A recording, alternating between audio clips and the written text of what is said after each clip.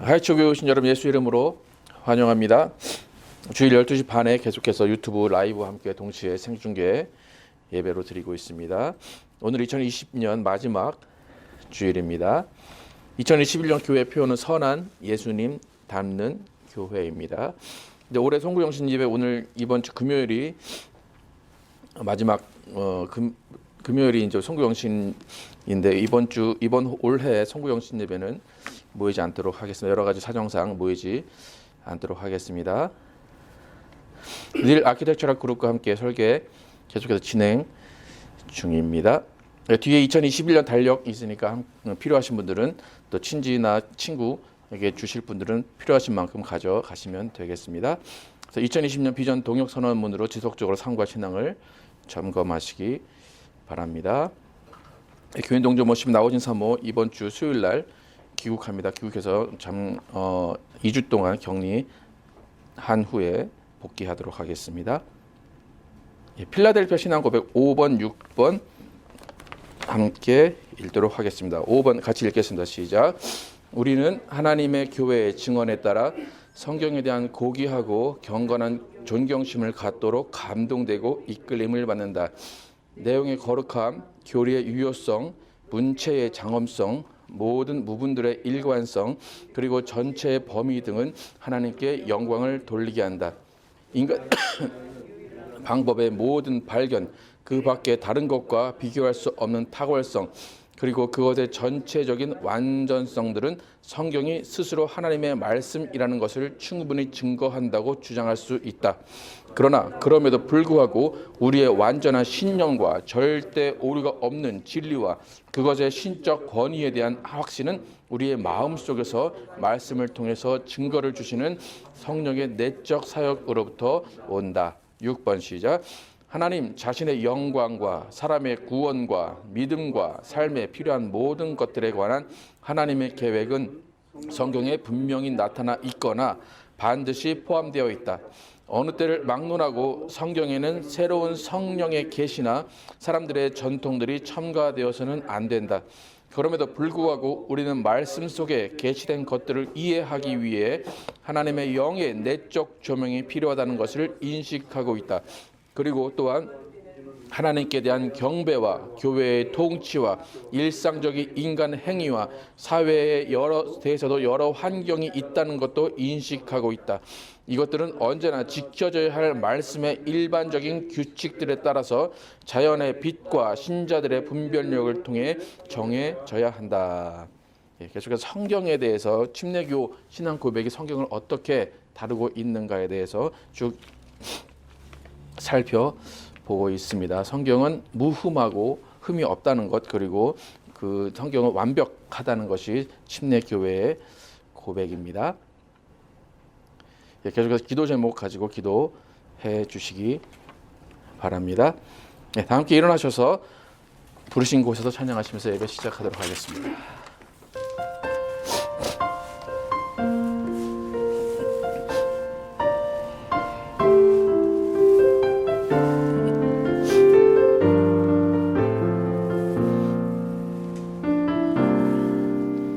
따스한 성령님, 따스한 성령님,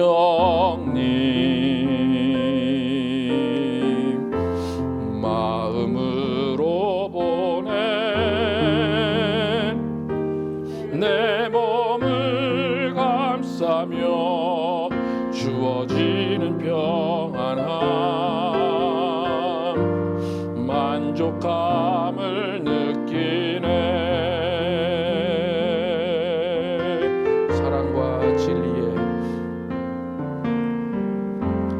사랑과 진리에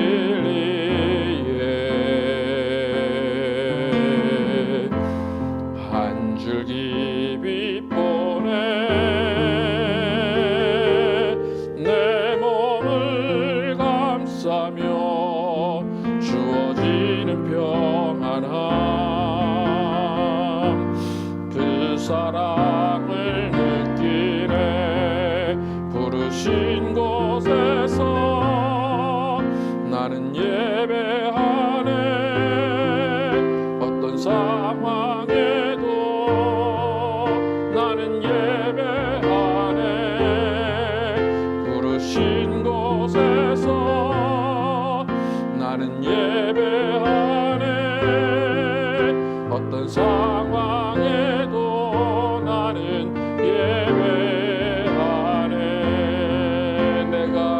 걸어갈 때 내가 걸어갈 때 길이 되고 살아갈 때 삶이 되는 그곳에서 예배하네.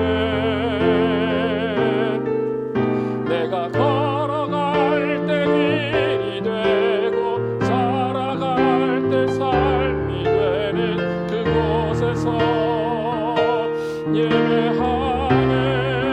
부르신 곳에서 나는 예배하네. 어떤 상황에도 나는 예배하네. 부르신 곳에서 나는 예배하네. 어떤 상황에도 나는 예배하네. 부르신 곳에서 나는 예배하네. 어떤 상황에도 나는 예배하네. 부르신 곳에서 나는 예배하네. 어떤 상황에도 나는 예배하네. 어떤 상황에도 나는 예배하네. 어떤 상황에도 나는 예배하네.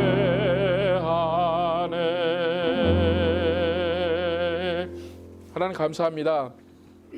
우리 인도하시고 함께 하셔서 이렇게 주님 앞에 나와서 예배하게 하시고 하나님의 이름을 높이게 하시고 하나님의 사랑을 깨닫고 체험하는 귀한 시간을 갖게 하심을 감사합니다. 하나님, 우리의 인생의 목적 하나님께 예배하는 것이 되게 도와주시고 하나님이 지으신 목적 선한 일을 행하는 삶이 되게 하여 주시길 원합니다. 선한 삶을 살기 위해서 우리가 하나님 앞에 먼저 예배하게 하시고 무릎 꿇게 하시고 기도하게 하시고 말씀 듣게 하심을 감사합니다. 하나님, 오늘 드리는 예배가 하나님의 영광을 위한 예배 되게 도와주시고 우리가 주님 앞에 나와서 귀한 것을 깨닫고 귀한 삶의 변화를 가지는 귀한 시간 될 줄 믿습니다. 하나님, 우리와 함께 하시고 성령으로 인도하시는 예배 될 줄 믿사오며 예수 그리스도의 이름으로 기도드렸습니다. 아멘. 함께 앉으셔서 찬양하겠습니다. 예수 십자가에 흘린 피로써.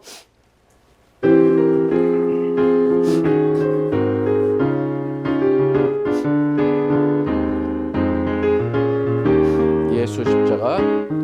예수 십자가에 흘린 피로써 그대를 씻기어 있는가. 더러운 죄 희게 하는 능력을 그대는 참으지 않은가. 예수의 보혈로 그대는 씻기어 있는가. 마음속에 여러 가지 죄악이 깨끗이 씻기어 있는가. 주 예수와 밤낮으로 늘 함께 그대는 행동을 하는가. 아무 때나 어디서나 그대는 십자가 붙들고 있는가. 예수의 보혈로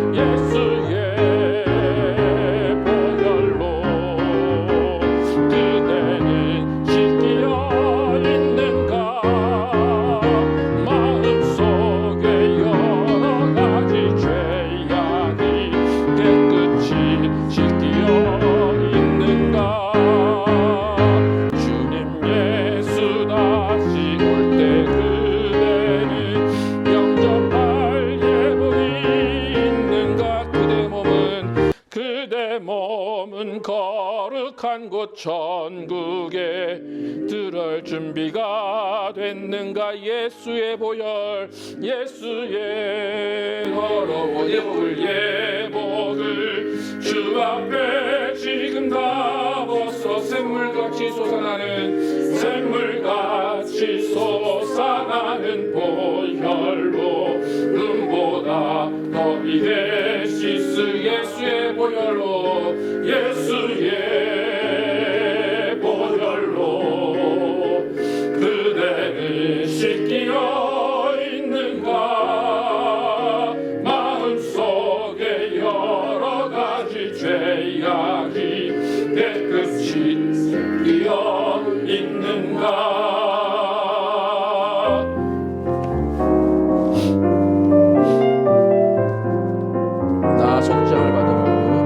나 속죄함을 받은 후 한없는 기쁨을 다 헤아릴 수 없어서 늘 찬송합니다.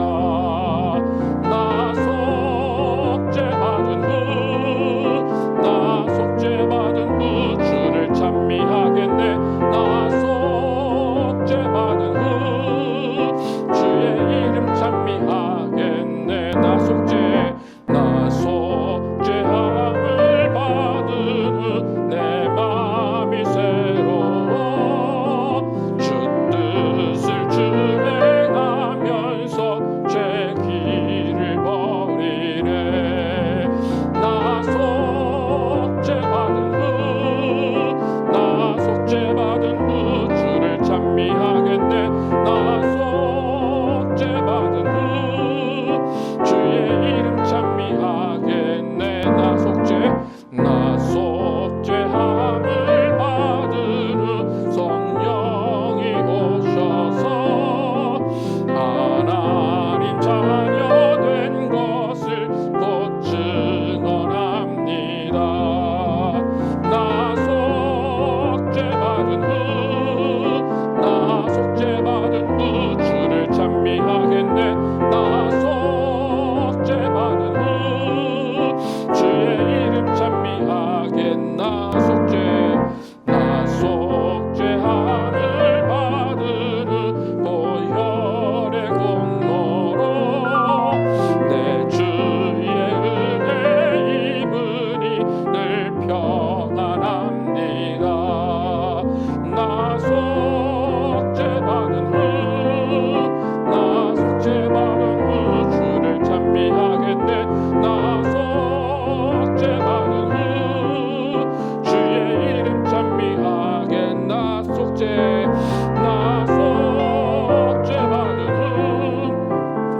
속죄받은 후 주를 찬미하겠네. 나 속죄받은 후 주의 이름 찬미하겠네.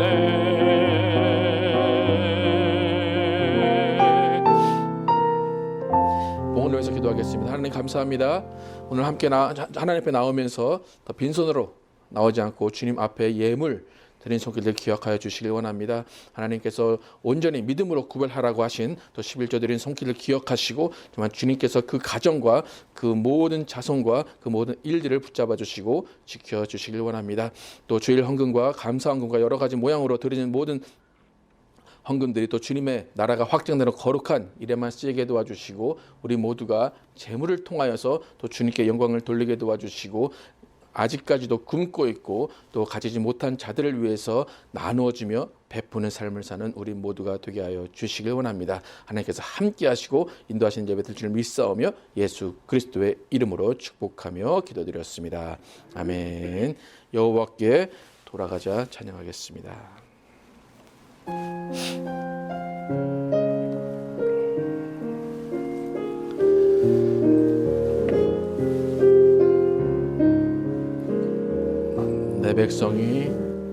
내 백성이 나를 떠나 돌아섰지만 내 사랑이 내 백성을 포기 못하니 내 모든 것 내어주고 나 그들을 얻으리라. 여호와께 돌아가자.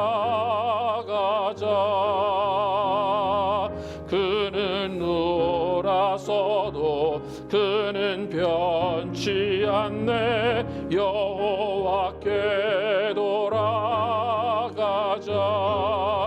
우린 넘어져도 그 사랑 영원하네.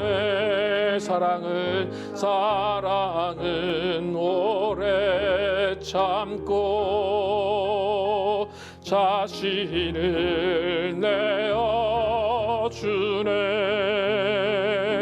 서로 사랑할 때 세상은 주보네. 사랑은 절대 지지 않네. 사랑은 오래 참고 자신을 내어주네. 서로 사랑할 때 세상은 주보네. 사랑은 절대 지지 않네. 여호와께 돌아가자. 우린 돌아서도 그는 변치 않네. 여호와께 돌아가자. 우린 넘어져도 그 사랑 영원하네. 여호와께 돌아가자. 여호와께 돌아가자. 우린 돌아서도 그는 변치 않네. 여호와께 돌아가자. 우린 넘어져도 그 사랑 영원하네. 우린 넘어져도 그 사랑 영원하네. 아멘. 이병호 목사님 나오셔서 기도해 주시겠습니다.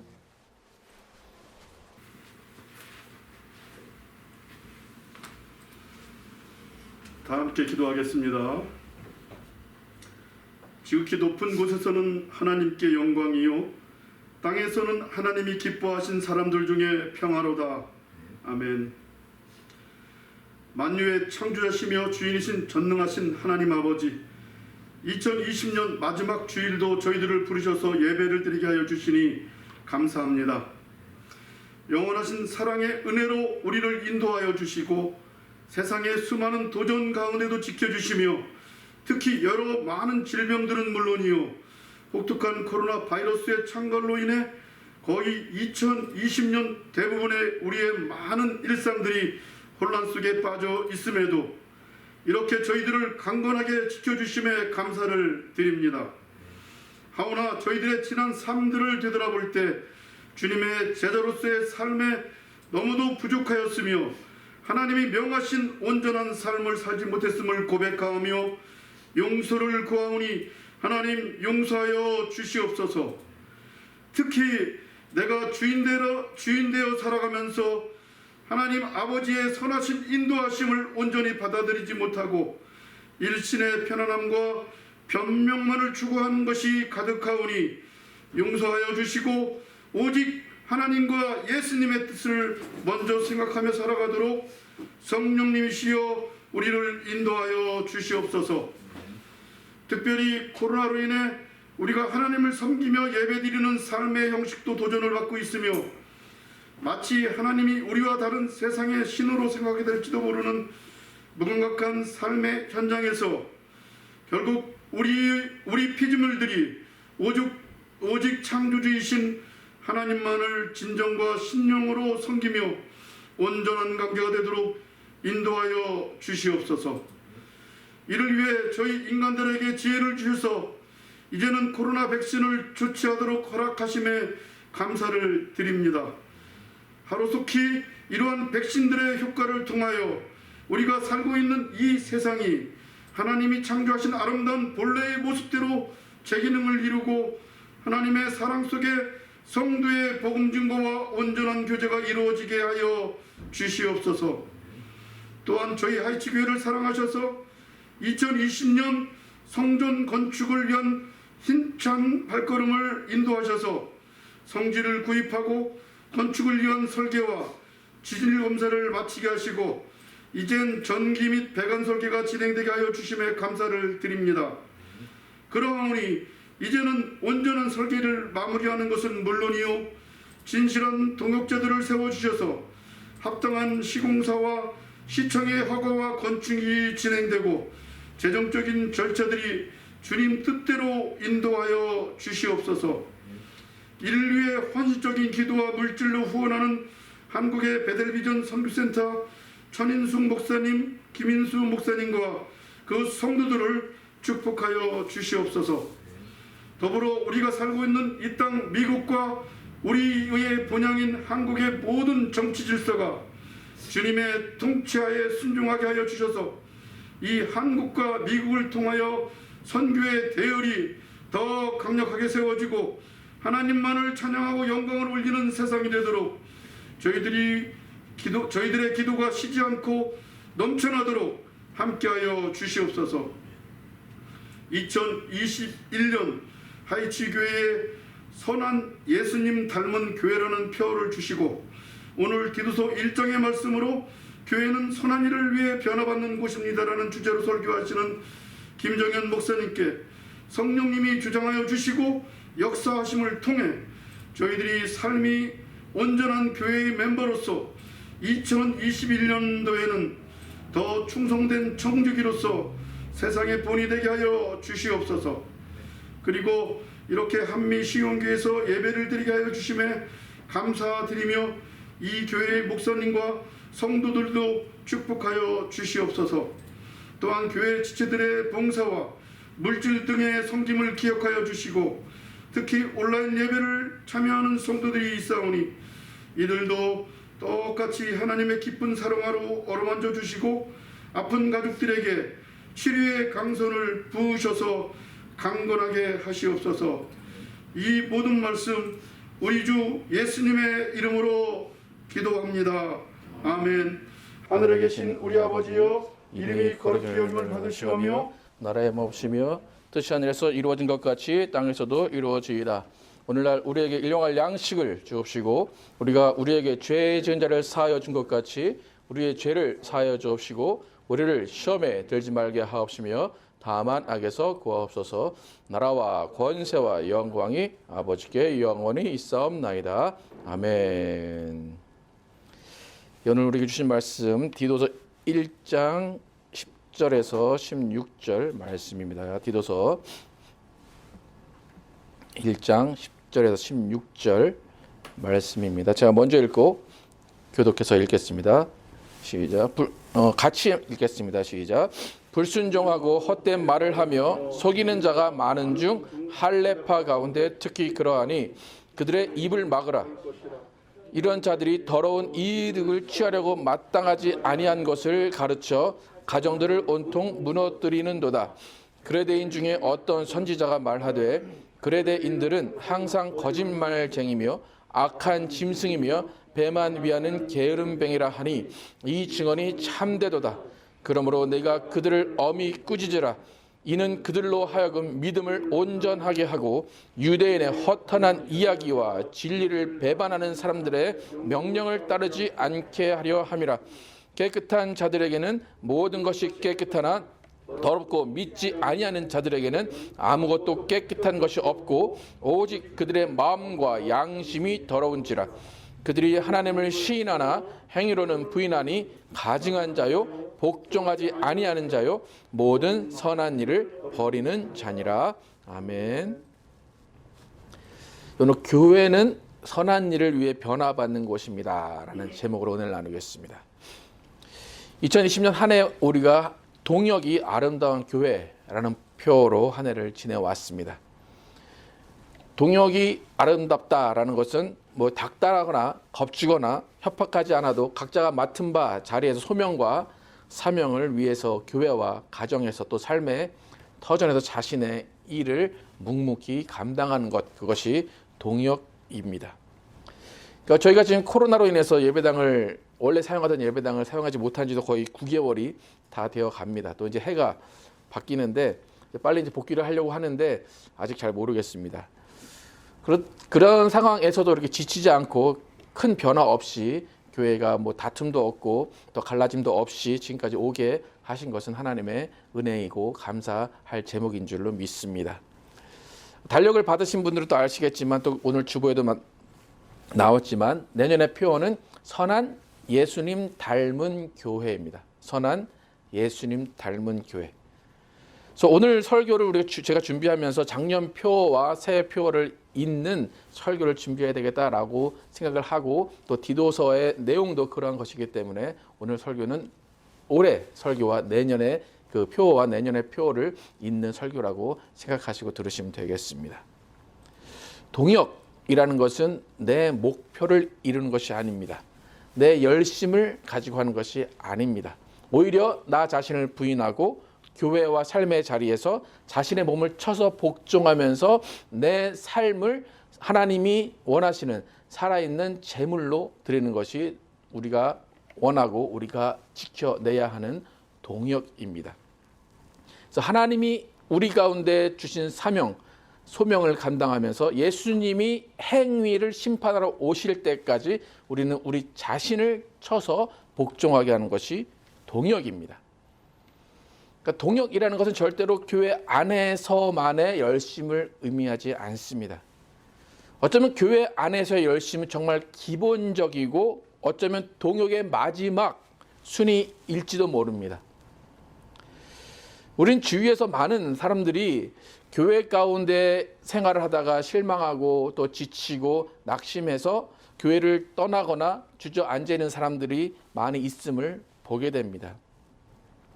그런 분들이 이제 교회를 이곳저곳 옮겨 보긴 하지만 그분들의 입에서 나오는 말은 결국 뭐냐면 갈 교회가 없다라는 겁니다. 한국 같으면 건물마다 십자가가 있습니다. 여러분 한국 거리 돌아다녀 보시면 정말 건물마다 십자가가 있는 걸 보게 됩니다. 근데 많은 분들이 갈 교회가 없다 그렇게 이야기합니다. 그러다 보니까 결국에는 자기 자신을 숨길 수 있는 대형교회를 찾아가거나 우리가 흔히 말하는 가난한 교인이 되어버립니다. 그러니까 자기가 열심히 신앙생활하고 봉사하다가 교회 어떤 뭐 사람에게서 아니면 교회 시스템에 대해서 실망하신 분들이 많이 있는데 오히려 제 생각에는 그런 분들은 오히려 그 시간이 교회가 무엇을 하는 곳인가를 다시 한번 생각하는 좋은 기회로 삼을 수 있지 않을까 생각이 듭니다. 제가 지금 대학생 때부터 지금까지 수많은 사람들을 만나보면서 그 교회에 실망한 사람들, 교회를 떠나가는 사람들을 만나보면서 이야기를 나누고 권면도 많이 해봤지만 대부분의 분들이 자신의 교회가 무엇을 하는 교회인지를 몰랐던 분들이 많이 있습니다. 그러니까 우리 교회가 뭐 하는 곳인가 라고 질문을 하면 그 질문에 몰랐던 사람들이 너무나 많다는 것을 알게 됐습니다. 그래서 제가 또 질문을 한번 하면 그 교회를, 우리 교회를 왜 지금까지 다니셨습니까?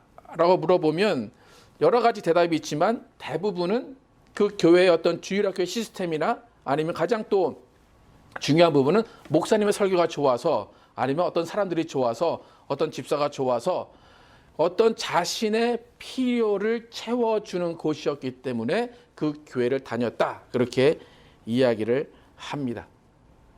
그 교회가 어디로 가고 있는지, 그 교회가 무엇을 하는 곳인지에 대해서는 많은 생각을 하지 않았지만 내가 필요했기 때문에 나의 아이들이 필요했기 때문에 내가 원하는 것을 얻을 수 있었기 때문에 그 교회를 다녔습니다. 라고 이야기하고 그것이 교회를 다닌 이유였다는 것을 이렇게 말하는 분들을 많이 만났습니다.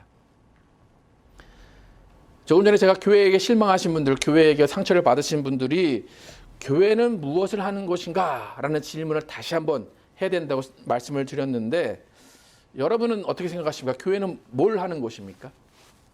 누가 여러분에게 교회는 무엇을 하는 곳입니까? 교회 가서 뭐 합니까? 라고 하면 여러분은 어떤 대답을 첫 번째로 하실 겁니까? 대부분 하시는 분들은 교회는 예배 드리는 곳입니다 라는 말도 많이 하겠죠. 또 교회는 뭐 설교 듣는 곳, 뭐 교회는 가서 봉사하는 곳, 뭐 교회는 뭐 예수를 믿는 곳, 여러 가지 이야기가 있겠죠. 그죠? 우리는 밖에 사람들이 세상 사람들이 볼 때 길을 쓰고 주일에 예배를 드리려고 합니다. 그렇다면 교회는 예배를 드리는 곳의 정의로 맞을까요? 예배가 신앙의 기준이 되고 예배가 하나님이 원하시는 예배를 드리는 것이 우리의 신앙의 목표가 돼야 맞는 것일까요? 여러분, 과연 교회에 대한 정의, 교회가 무엇을 하는 곳인가 곰곰이 한번 생각을 해보시기 바랍니다. 저도 이제 목회를 해오면서 교회에 대한 정의를 여러 가지로 이야기를 합니다. 저도 신앙생활을 쭉 오래 하시는 분들에 대해서 이렇게 이야기하고 저렇게 얘기하는 것을 많이 듣습니다. 여러분, 저와 신앙생활을 좀 오래 하신 분들, 제가 김정현 목사가 교회를 정의하는 것 어떻게 들으셨습니까? 몇 개 생각나시는 거 있습니까? 제가 교회는 이런 곳이다, 여러 가지 정의로 말했는데 여러분 기억에 남는 거 뭐 있습니까? 교회는 이런 곳이다, 뭐 기억에 남는 거 있습니까? 제가 교회는 무슨 기관이다 라고 할 때 제가 교회는 뭐 하는 기관이다 얘기를 하죠? 기억나십니까? 기억나십니까? 예? 교육기관? 예, 그죠? 예. 짠 거 아닙니다. 예. 교회는 교육기관이라고 저는 정의를 많이 합니다. 교회가 교육기관이라는 정의를 왜 하냐면 교회를 예배 드리러 오는 이유, 내 열심으로 봉사하는 이유도 교육을 통해서 우리가 변화되고 우리가 교육을 통해서 우리의 삶을 변화시켜야 되기 때문에 교회에 와서는 교육을 받아야 한다는 겁니다. 여러분이 교회에 와서 교육을 받지 않는다면 삶이 변화가 될 수가 없습니다. 그러니까 예배를 드리는 이 자체도 교육입니다. 성경을 배우는 것도 교육입니다. 삶의 가치를 배우는 것도 교육입니다. 그렇기 때문에 교회에 와서는 교육을 받아야 되는데 그 교육의 가장 근본적인 목적은 변화입니다. 변화를 받기 위해서 교회를 다니는 겁니다. 예배를 드리러 교회를 다니는 것이 아니라 예배도 변화하기 위해서 드리는 겁니다. 그러니까 모든 목적, 모든 초점은 변화에 있어야 됩니다. 여러분 만약에 하이츠 교회를 다니시면서 지금까지 생각해 보시면서 난 변화된 것이 없어.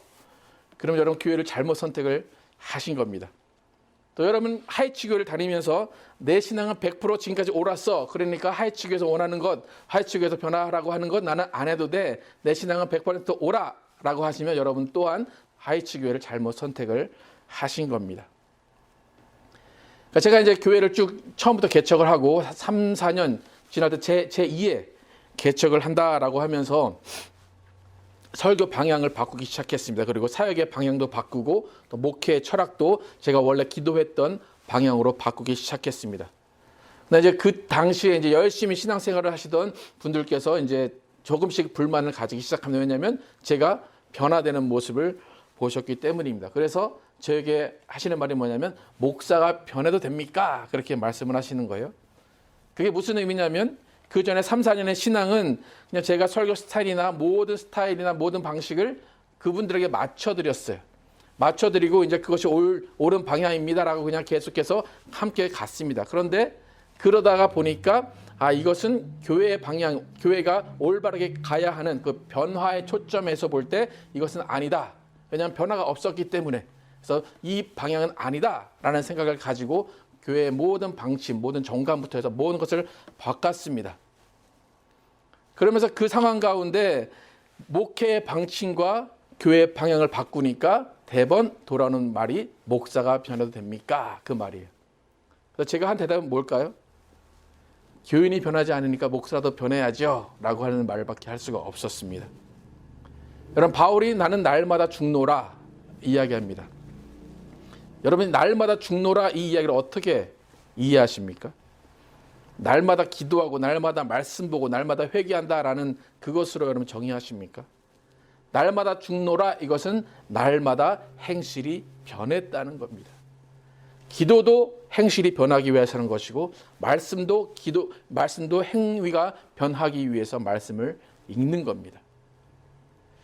여러분 우리 크리스찬에게 가장 큰 변화는 구원입니다. 우리가 구원받았다라는 것이 우리 인생 가운데 가장 큰 변화입니다. 하지만 구원이 변화라고 하는 것을 우리가 정의할 때 구원은 변화의 시작이지 구원은 변화의 모든 것을 이야기하지 않습니다. 구원받았다라는 그 시점은 새 생명으로 태어났다 그렇게 이야기를 합니다. 이미 죽어서 천국 가는 것을 누리는 것이 아니라 구원은 새 생명을 얻은 것이다 라고 말을 합니다. 그리고 그 다음에 구원받은 자의 삶이 있는 겁니다. 그러니까 몇 주 전에 저희 교인들하고 모였을 때 구원에 대해서 잠깐 이야기를 나눴는데, 그러면서 저희 교회 구원관을 잠깐 이야기를 드렸습니다. 결론은 뭐냐면 구원이라는 것은, 우리가 생각하는 구원은 쉽게 받을 수 있다는 겁니다. 근데 구원받은 것을 확인하는 것, 확신하는 것으로 끝나는 것이 아니라, 구원을 받았다면 구원을 받은 그 순간보다 그 이후가 더 중요하다는 겁니다. 구원받은 이후에 구원받은 자로서 어떻게 사느냐가 더 중요하다라는 것이 우리 교회의 구원관입니다. 그래서 어떤 신학적인 용어로 뭐냐면 구원론이 아니라 영광론이 교회를 지배한다라고 여러분이 생각을 하시면 됩니다. 근데 우리의 신앙의 삶을 돌아보면 구원이라는 것에 대해서 이중적인 잣대로 교육을 받았습니다. 말로는 예수 이름을 부르면 구원받습니다. 예수 이름을 부르기만 하면 구원받습니다 라고 이야기를 하는데, 정작 교회에서 뭔가 행동을 잘못하고 뭔가 회개할 것이 있으면 당신 그렇게 하면 구원 못 받습니다 라는 것으로 어떻게 보면 협박을 하게 됩니다. 그 결과로 계속해서 구원의 확신을 하는 것이 믿음이 좋은 것으로 여기게 됩니다. 뭔가 죄를 잘못하면 내 구원에 문제가 있을까라는 생각까지도 하게 됩니다. 우리가 구원을 받았다라고 하면 구원을 받은 것, 그것으로 감사하고 그 은혜를 보답하기 위해서 그 은혜 가운데 우리가 한 걸음 한 걸음 성숙해 가는 것, 그것이 구원받은 자의 삶의 목적입니다.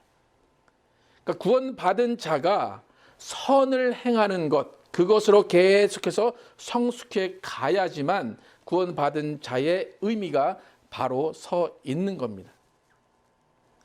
여러분, 구원은 선물이라고 이야기합니다. 선물은 주고 싶은 사람이 더 안 달라는 겁니다. 오히려 받는 사람은 내가 이것을 왜 받아야 되지? 나한테 이것을 왜 주지? 라는 것이 구원입니다. 또 구원은 내가 무언가를 해서 받는 것도 아니고 당연히 받는 것도 아닙니다. 여러분이 구원받았다라는 것은 여전히 미스터리입니다. 여전히 의아해해야 합니다. 내가 어떻게 구원을 받았지라는 의아함이 있어야 됩니다. 감격이 있어야 됩니다. 나는 구원받을 자격이 없어 라는 고백이 나와야 됩니다. 그렇기 때문에 구원받은 자가 여전히 의아해하고 여전히 미스터리로 갖고 있는 상태에서 이 구원받은 자의 삶이 어떤 것인가를 계속해서 생각하면서 구원받은 자의 삶을 이어가는 것이 구원의 정의입니다. 여러분, 에베소서 2장 8절에서 10절 함께 한번 읽어보도록 하겠습니다. 에베소서 2장 8절에서 10절 시작. 너희는 그 은혜에 의하여 믿음으로 말미암아 구원을 받았으니 이것은 너희에게서 난 것이 아니요 하나님의 선물이라. 행위에서 난 것이 아니니 이는 누구든지 자랑하지 못하게 함이라. 우리는 그가 만드신 바라 그리스도 예수 안에서 선한 일을 위하여 지으심을 받은 자니 이 일은 하나님이 전에 예비하사 우리로 그 가운데서 행하게 하려 하심이니라. 10절까지 읽겠습니다. 우리는 구원을 위해 지음받은 자가 아니라 무엇을 위해 지음받았다고 얘기합니까? 선한 일을 위해서 지음받았다. 그러니까 여러분이 구원을 받은 이유는 구원받아서 천국 가라 그게 아니라 구원받았으니까 이제 뭐 하라는 겁니까? 선한 일을 하라는 겁니다. 바울은 구원과 선한 일을 연결지어서 이야기합니다. 여러분, 살인자라고 할지라도 예수 이름을 시인하고 회개하면 구원받습니다. 우리가 저 사람은 구원받으면 안 될 것 같은데 라고 하는 사람들도 구원을 선물로 받습니다. 그 이유는 간단합니다. 구원은 선물이기 때문입니다. 받는 사람의 입장이 아니라 주는 사람의 입장이 더 고려가 되는 것이기 때문입니다. 그러니까 구원은 개차반 같은 사람도 살인자들도 받는 것이 구원이에요. 하지만 크리스찬의 참된 구원의 의미는 그렇게 구원을 선물로 받은 것에서 끝나는 것이 아니라 선물을 받은 다음에 그 선물을 가지고 어떻게 살아가느냐, 어디를 가느냐가 더 큰 문제입니다. 여러분, 가난한 나라에 구호품을 주기 위해서 단체들이 갑니다. 그러면 그 구호 물품을 가지고 갑니다. 그러면 아이들을 쭉 모아놓습니다. 그리고 그 아이를 쭉 모아놓고 그 아이들을 시험하거나 그 아이들에게서 너희 나를 믿냐? 너희 우리가 누군지 아냐? 라고 물어보지 않습니다. 그냥 무조건 그곳에 온 아이들에게는 선물을 다 나누어 줍니다. 그 아이들은 그 선물을 받고 기뻐합니다. 그런데 그 선물을 받은 아이 중에 대부분의 아이들은 그냥 선물을 받은 것으로 기뻐하고 그냥 잊어버립니다. 근데 어떤 아이는 그 선물을 받고 나서 이 선물이 무슨 의미인가를 생각을 합니다. 그렇게 선물을 받고 나서 내 삶이 바뀌어야 되겠구나. 내가 가난하지만, 지금 비록 가난하지만 내가 학교를 다녀서 공부를 열심히 하고 이 세상을 바꾸는 사람이 되어야 되겠다라고 하면서 그 선물 받은 그때를 삶의 터닝 포인트로 삼는 아이가 있습니다. 그러면 그 아이를 통해서 나라는 부강해지고 나라는 바뀌게 됩니다. 우리의 구원이 바로 그런 겁니다. 구원을 선물로 다 가지고 있습니다. 다 받았습니다. 확신이 필요한 것이 아닙니다. 구원은 무조건 하나님이 시인만 하면 주신다고 했습니다. 근데 구원을 받아서 선물을 받아놓고 그것을 집에 놔두고 있느냐, 아니면 구원의 선물을 받고 나가서 내 삶을 변화시키고 선한 일을 위해서 나를 쳐서 복종하게 하느냐가 우리의 구원의 어떤 의미를 담고 있는지를 알 수가 있습니다. 여러분, 구원의 의미를 바로 알고 있다면 우리는 선한 일을 위해서 살아야 됩니다. 그러니까 교회는 하나님의 목적, 하나님이 우리를 지으신 목적인 선한 일을 행하는 사람들이 모인 것이 교회입니다. 전혀 다른 삶을 보여주는 것이 교회입니다. 오늘 본문에서 바울이 디도에게 말하는 것이 바로 그겁니다. 디도가 지금 그레데 섬에 남아 있습니다. 바울과 함께 왔던지 바울이 어떻게 했던지 그곳에 남겨뒀다, 그렇게 이야기를 합니다. 그런데 그레데 지역은 특성이 있습니다. 여기가 섬인데 그레데 섬의 특징이 뭐냐면 오래전, 지금 바울이 있는 그 시대보다 오래전부터 범죄자들이 유배 생활을 하는 곳이 그레데 섬입니다. 그러니까 그레데 섬이 유배자들이 이렇게 살았고 그곳이 좀 안 좋은 곳이라고 생각이 들지만 그 지중해 연안에서 가장 또 교역이 활발했던, 잘 사는 동네였습니다. 그런데 그 지역을 사람들이 평가할 때 어떻게 평가합니까? 거짓말쟁이들이다. 그들은 악한 짐승이다. 그들은 배만 위하는 게으름장이다. 라고 평가합니다. 바울이 그레데 섬에 교회를 세우긴 했지만 바울이 그 말을 직접 합니다. 우리가 12절, 13절 함께 한번 읽어보겠습니다. 시작. 그레데인 중에 어떤 선지자가 말하되 그레데인들은 항상 거짓말쟁이며 악한 짐승이며 배만 위하는 게으름뱅이라 하니 이 증언이 참되도다. 그러므로 내가 그들을 엄히 꾸짖으라. 이는 그들로 하여금 믿음을 온전하게 하고. 이전에 있던 선지자가, 우리가 역사적으로는 시인이라고 얘기하는데 그렇게 평가를 합니다. 그런데 바울의 시각은 어떻습니까? 틀렸어.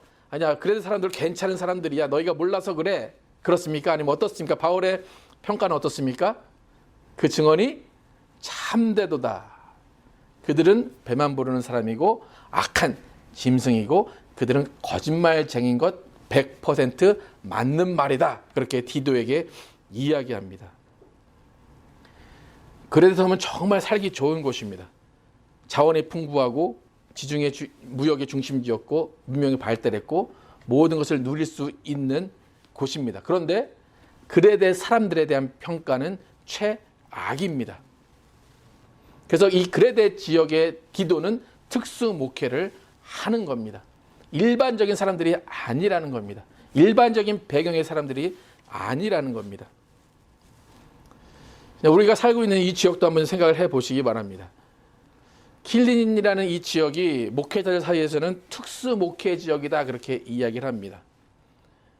지금의 상태는 어떤지 모르겠지만 이전에 많은 목사님들이 그렇게 이야기를 합니다. 그래서 목회자들한테 킬리는 킬링 필드라고 불려집니다.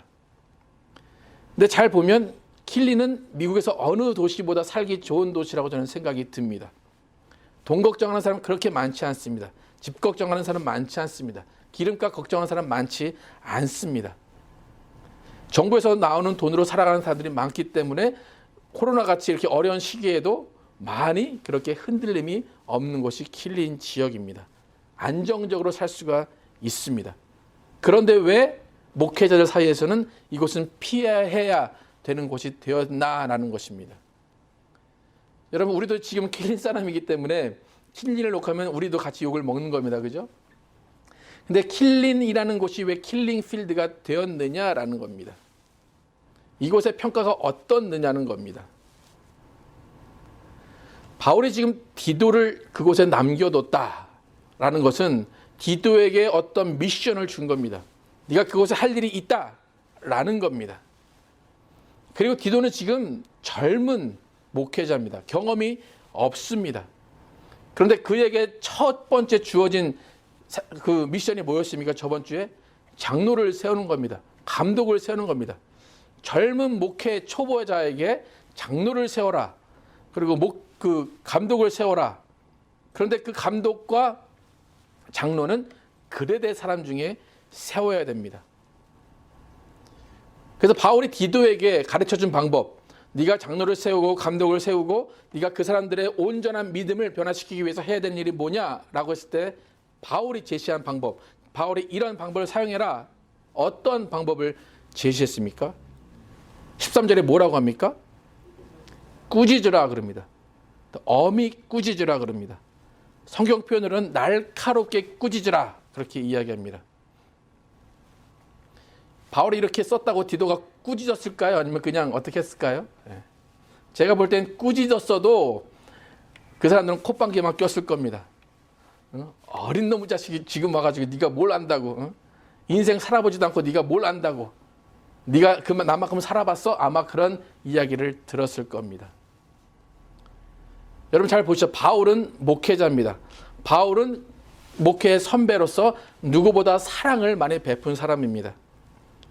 그러니까 바울은 디도에게 야 네가 그레데 사람이 이렇고 하는 평가들이 많은데 그 사람들을 그렇게 생각하지 마라. 그 사람들을 사랑해라. 그 사람들을 품어줘라. 그 사람도 분명히 변화가 될 거야 라고 이야기하지 않고 그들에게 엄히 꾸짖으라 이야기를 합니다. 바울의 말에 담긴 의미는 뭐냐면 네가 교인 수를 늘리려 하거나 네 방법대로 해서 정말 네 밥벌이 하는 교회를 만들려고 하지 말고 그 사람들을 말씀으로 변화시켜라 라는 겁니다. 디도의 교회가 성공했는지 망했는지 잘 모르겠습니다. 하지만 바울은 디도에게 엄히 꾸짖어서 그들을 변화시키라고 이야기합니다. 이 디도서를 처음부터 끝까지 보면 이 바울의 입장은 항상 계속 똑같습니다. 바울이 디도에게 그 사람들이 너를 업신여기지 못하게 해라 이야기합니다. 또 이단이 있는데 한두 번만 훈계하고 그 다음에 멀리해라 그렇게 이야기합니다. 또 율법주의자들과는 논쟁을 하지 말아라 그렇게 이야기합니다. 그러니까 바울이 디도에게 원하는 것은 뭐냐면 그것이 성공하든지 안 하든지 문제가 아니라 너는 그 사람들을 엄히 꾸짖어서 그들에게 변화할 수 있는 기회를 줘라라고 이야기합니다. 하나님이 세우신 권위에 순종하고 그들의 삶을 송두리째로 바꾸라라고 이야기합니다. 그리고 그들 때문에 이후 세대가 물들지 않도록 싹을 잘라버리라는 겁니다. 10절과 11절 함께 읽어보겠습니다. 그 다음 절 함께 읽겠습니다. 시작. 깨끗한 자들에게는 모든 것이 깨끗하나 더럽고 믿지 아니하는 자들에게는 아무것도 깨끗한 것이 없고 오직 그들의 마음과 양심이 더러운지라. 그들이 하나님을 시인하나 행위로는 부인하니 가증한 자요 복종하지 아니하는 자요 모든 선한 일을 버리는 자니라. 잘 믿는 사람은 잘 믿을 거야. 깨끗한 자는 깨끗할 거야. 하지만 더러운 자들은 어떻다고 합니까? 그들은 이미 버려졌고 이미 더러운 자들이야. 그런데 그들의 특징이 뭡니까? 하나님을 시인합니다. 하나님을 시인하지만 행위로는 부인한다는 겁니다. 그래서 가증하고 복종하지 아니하고 모든 선한 일을 버린 자다라고 바울이 평가를 합니다. 그들은 분명히 하나님을 시인했습니다. 그러면 구원은 받았습니까? 못 받았습니까? 행위로 때문에 구원을 못 받았을까요? 그들은 구원을 받았습니다. 하지만 행위로는 하나님을 부인한다, 그렇게 이야기합니다. 바울이 디도를 그레데셈에 남긴 이유는 그들을 온전한 믿음으로 인도하라라고 13절에 이야기합니다. 온전한 믿음은 뭡니까? 하나님을 시인하는 자들이 행위 또한 하나님을 시인하게 만드는 겁니다. 그것이 온전한 믿음입니다. 여러분, 교회는 목사 되는 곳이 교회가 아닙니다. 교회는 장로 되고 권사 되고 집사 되는 곳이 교회가 아닙니다. 교회는 선한 일을 위해 변화되는 것이 교회입니다. 주위 사람들에게 손가락질을 받고 매번 구설수에 오르는데 장로가 되면 뭐 하느냐라는 것입니다. 교회의 정의, 여러분 다시 한번 생각을 해보시기 바랍니다. 교회는 선한 일을 위해서 변화되는 것이 교회입니다. 그래서 변화되기 위해서 꾸지람도 마땅히 받아야 됩니다. 변화되기 위해서 하나님이 세우신 권위에 순종해야 됩니다. 변화되기 위해서 말씀을 지키고 기도하고 그대로 따라가야 됩니다. 목회자인 바울, 목회자인 디도가 그들을 품어주고 기다려주고 사랑하라, 그것이 아니라 엄히 꾸짖으라 한 이유를 아시기 바랍니다. 하나님을 시인하게 한, 말로만 시인하는 것이 아니라 행위로도 하나님을 인정하고 하나님께 칭찬받기를 원했던 것입니다. 여러분, 그레데 사람이 아니라 예수님의 사람 되시기를 축복합니다. 여러분, 길린 사람이 아니라 예수님의 사람이 되시기를 축복합니다. 옆에 장로가, 옆에 집사가, 옆에 권사가 어떻게 하든지 그것을 따라가지 마시고 말씀이 가르치는 선한 행위를 배우고 실천하시기 바랍니다. 여러분이 교회 다니는 이유, 저희 교회 오는 목적 단 한 가지입니다. 구원받은 자로, 하나님을 시인하는 자로 하나님이 지으신 목적인 선한 일을 행하기 위해서 교회에 오는 것입니다. 여러분, 다른 목적을 가지고 교회 다니지 마시기 바랍니다. 그래서 교회는 선한 일을 행하기 위해서 변화받는 곳이다 라는 이 확실한 진리를 마음에 품으시고 하여치 교회를 통해서 변화받고 선을 행하는 것을 실천하시는 크리스찬으로 살아가신 여러분이 되시기를 예수 이름으로 축복합니다. 함께 찬양하시겠습니다. 찬양하실 때 정말로 우리의 삶이 어떤 변화가 있어야 하는가를 함께 찬양하겠습니다.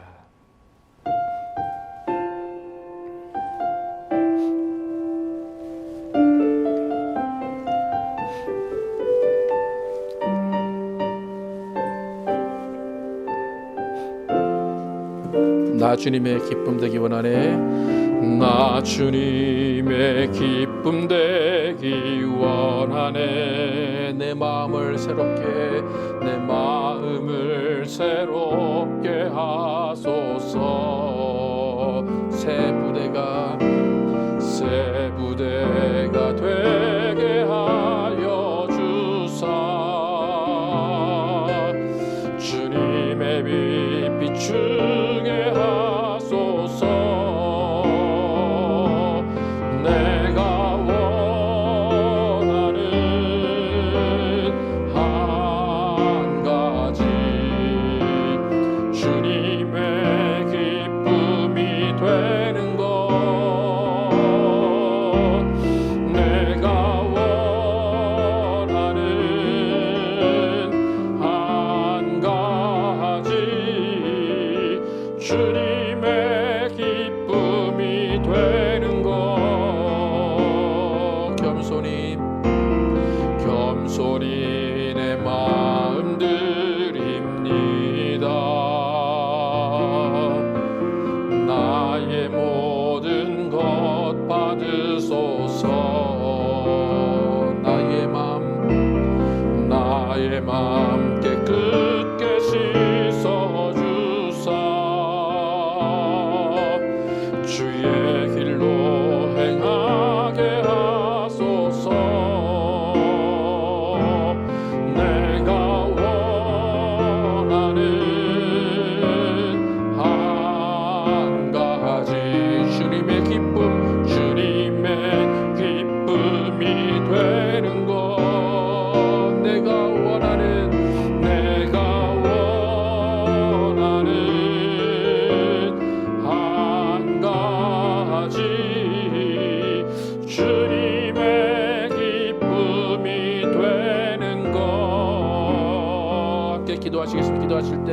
정말 예수님이 우리를 위해 죽으시고 예수님이 우리를 위해 피 흘리시고 우리를 위해 모든 것을 주신 것, 그것은 우리를 구원하시기 위해서입니다. 그런데 그 구원하시는 그 목적, 그것은 선한 일을 행하게 하시기 위함입니다. 그저 구원, 그것으로 끝나는 것이 아니라 구원받은 자가 선한 일을 통해서 하나님께 영광을 돌리라는 그 영광론에 초점을 맞추는 것이 우리 교회의 구원론입니다. 우리가 정말로 나는 구원은 받은 자라는 말을 시인하기는 했지만 정말 우리의 행위가, 나의 행위가 정말 하나님을 시인했는가, 하나님이 원하시는 선한 일을 하며 살았는가 다시 한번 생각하시고, 그레데 사람에게 바울이 디도에게 그렇게 변화하게 한 것처럼 또 우리도 이 땅에 살면서 정말 변화받은 자로서 이 땅을 살아가며 이 땅에서 변화받은 자의 삶을 보여줄 수 있는 그런 크리스찬이 될 수 있도록 함께 기도하도록 하겠습니다. 아버지 도와주시길 원합니다. 아버지, 우리는 구원받은 자들입니다. 우리는 구원받아서 기쁜 자들입니다. 그런데 구원받은 것이 구원받은 그 감격으로만 끝나는 것이 아니라 선한 일을 하는 그 목적대로 살아가기를 원합니다. 아버지, 우리의 삶이 선한 일을 하길 원합니다. 아버지, 선한 일을 위해 지음받았사오니 아버지, 구원받은 자로서의 삶을 살아나가길 원합니다. 아버지, 세상 사람들이 칭찬하는 선한 삶을 살기를 원합니다. 세상 사람들이 부러워하는 선한 삶을 살기를 원합니다. 아버지, 우리의 삶을 주관하여 주시길 원합니다. 아버지, 우리가 날마다 회개하고 날마다 성경 읽고 날마다 기도하는 이유는 선한 일을 하기 위해서입니다. 하나님, 우리가 거짓말쟁이가 되지 않게 도와주시고 내 배만 부르는 자가 되지 않게 도와주시옵소서. 아버지, 우리는 정말로 하나님의 원하는 말씀에 따라 행하는 자들 되게 하여 주시고 정말 선한 일로 영광 돌리는 자들 될 수 있도록 인도하여 주시길 원합니다. 아버지, 착한 행실로 영광 돌리게 도와주시고 아버지, 선한 말로 행동하고 선한 말로 인도하게 도와주시옵소서. 아버지, 하나님, 정말 우리의 선한 일을 통하여서 아버지 예수 그리스도의 사심이 증거되게 도와주시고 하나님의 이름이 선포될 수 있도록 인도하여 주시옵소서. 아버지, 하나님, 우리를 도와주시옵소서. 선한 사람으로 살아가게 하여 주시옵소서. 선한 사람으로 살아가게 하여 주시옵소서. 아버지, 우리 행동을 돌아보길 원합니다. 아버지, 교회가 싸우고 있고 교회가 분란이 있고 교회가 다툼이 있다면 그건 절대로 선한 일이 아닙니다. 아버지, 교회 안에서 화목해야 되고 교회 안에서 서로를 용서해야 되고 교회 안에서 주님의 영광을 위해서 살아야 합니다. 아버지, 그것을 위해서 우리가 무엇을 해야 될지를 다시 한번 생각하게 도와주시고 선한 예수님 닮는 우리 교회 되게 도와주시고 정말 디도에게 아버지 주어졌던 그 사명 우리가 감당하게 도와주시고 정말 변화받는 삶 살게 도와주시옵소서. 우리가 어제와 다른 삶을 살게 도와주시고 우리가 이전의 육신의 삶과 다른 영적인 삶을 살게 하여 주시옵소서. 아버지, 우리의 삶을 감당하게 도와주시고 우리의 삶의 목적을 위해서 모든 것들을 감당하는 우리 모두가 되게 하여 주시옵소서. 아버지, 역사하시고 인도하여 주시옵소서. 아버지, 도와주시옵소서. 하나님, 감사합니다. 올해 2020년 마지막 주일 예배입니다. 2020년 동역이 아름다운 교회라는 표어로 지금까지 왔습니다. 하나님, 동역은 교회 안에서의 일만이 아니라 예수 그리스도를 닮아가는 것이 첫 번째 동역입니다. 예수님 닮아서 하나님이 지으신 목적, 선한 일을 행하는 것이 동역의 첫걸음입니다. 아무리 교회에서 열심히 일을 하고 아무리 교회에서 많은 일을 했어도 세상의 손가락질하고 세상이 예수로 돌아오는 길을 막고 있다면 그것은 오히려 하나님의 일을 망치는 것입니다. 바울이 디도에게 이야기합니다. 너는 그 사람들을 엄히 꾸짖으라.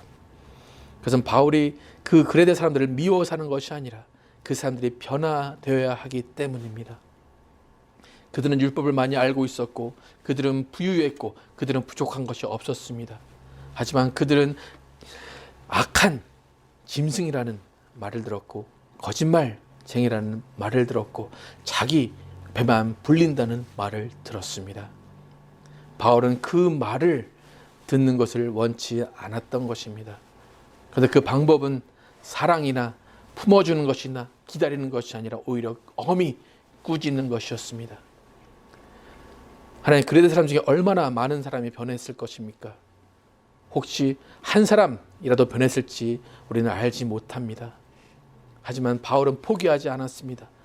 가장 사랑하는 지도자, 디도를 그곳에 남겨두고 그에게 정말 목회자의 무덤 같은 곳에 남겨두고 목회를 시작하게 했습니다. 하나님, 우리가 이 땅에 살아갈 때에 우리의 삶을 돌아보기를 원합니다. 우리는 얼마나 변화되고 있습니까?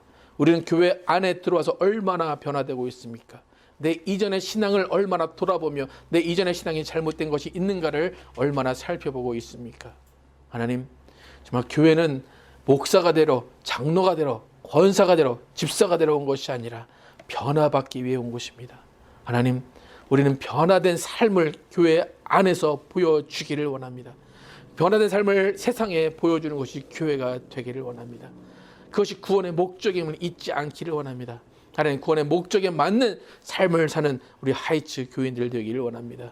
하나님, 우리에게 주어진 이 삶의 미션, 선한 일을 행하는 것, 정말 이 십자가만 붙들고 나가게 도와주시고 행위로 심판하시는 예수님 만나는 그날 너는 선한 일을 했구나라는 칭찬받는 우리 모두가 되게 하여 주시기 원합니다. 하나님, 정말 우리가 삶의 목적을 다시 한번 설정하게 도와주시고 교회 다니는 목적 다시 한번 설정하게 도와주시고 교회가 하는 일이 무엇인가를 다시 한번 설정하는 귀한 마지막 주일 되게 하심을 감사합니다. 하나님, 2021년 돌아오는 한 해도 선한 예수님 닮은 교회가 되길 위해서 더욱더 노력하게 도와주시고 더욱더 훈련받게 도와주시고 더욱더 교육받게 하여 주시길 원합니다. 그래서 항상 날마다 죽는 변화되는 우리 모습이 되게 하여 주시기 원합니다. 예수 그리스도의 이름으로 기도드렸습니다. 아멘. 2020년 또 마지막 주일 예배를 또 이렇게 드리고 있습니다. 2021년 토요일부터가 2021년인가요? 날짜가 어떻게 되나요? 금요일부터인가요? 금요일부터 2021년이네요. 그죠? 네. 2021년 뭐 이제 백신도 좀 있으면 백신 맞으신 분들 있으십니까? 두 분 맞으셨습니까? 우선순위로 언제 맞으셨나요? 우리는 언제 맞을지 모르겠는데 군인들은 언제 맞습니까? 백신 아직 안 나왔습니까? 한국은 뭐 보냈다고 그러던데 미군에서 아직 이쪽은 안 왔나 보네요. 백신이 있으면 조금 더 좀 삶이 좀 이렇게 좀 자유로워지겠죠, 그죠?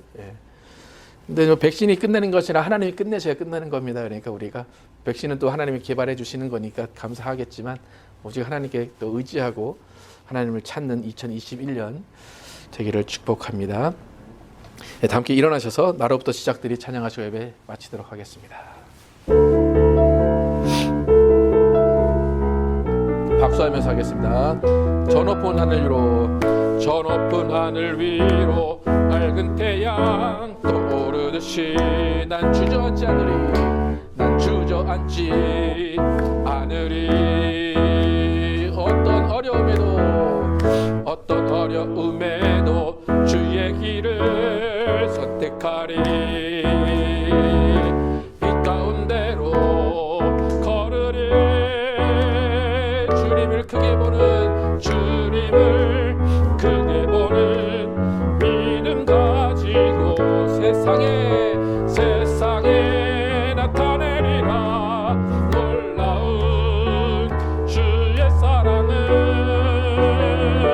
주의 꿈을 안고 일어나리라 선한 능력으로 일어나리라 이 땅의 부흥과 회복은 바로 나로부터 시작되리 주의 꿈을 안고 일어나리라 선한 능력으로 일어나리라 이 땅의 부흥과 회복은 바로 나로부터 시작되리 주님을 크게 보는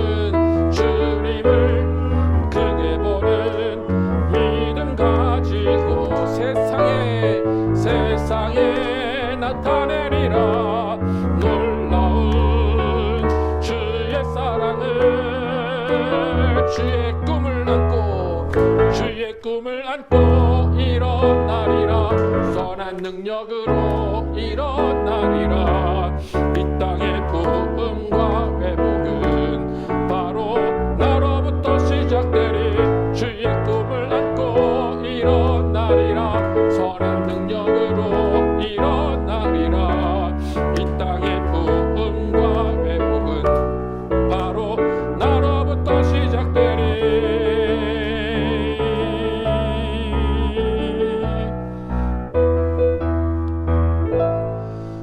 감사합니다. 이 땅의 부흥과 회복 나로부터 시작하게 하시기를 원합니다. 나의 변화, 나의 삶의 변화로 이 땅의 부흥과 회복이 일어나기를 원합니다. 하나님, 예수님이 이 땅에 오셔서 정말 모든 것을 주신 이유는 우리가 선한 일을 이 땅에서 하기 위해서라는 것을 우리가 깨달았습니다. 구원의 목적을 깨달았다면 그 목적을 이루는 삶을 사는 우리가 되게 하여 주시기 원합니다. 정말로 선을 행하는 것, 그것이 우리의 삶의 목적이 되게 도와주시고 교회의 목적이 되게 도와주시고 교회의 존재 이유가 되게 하여 주시기 원합니다. 이제는 우리 구주 예수 그리스도의 은혜와 하나님 아버지의 극진하신 사랑과 성령님의 내자신과 교통하심이 구원받은 자로서 하나님을 시인하는 자로서 하나님이 지으신 목적, 선을 행함을 위해 살기로 결단한 모든 자들 위해 영원토록 함께 계시기를 축원하옵나이다. 아멘.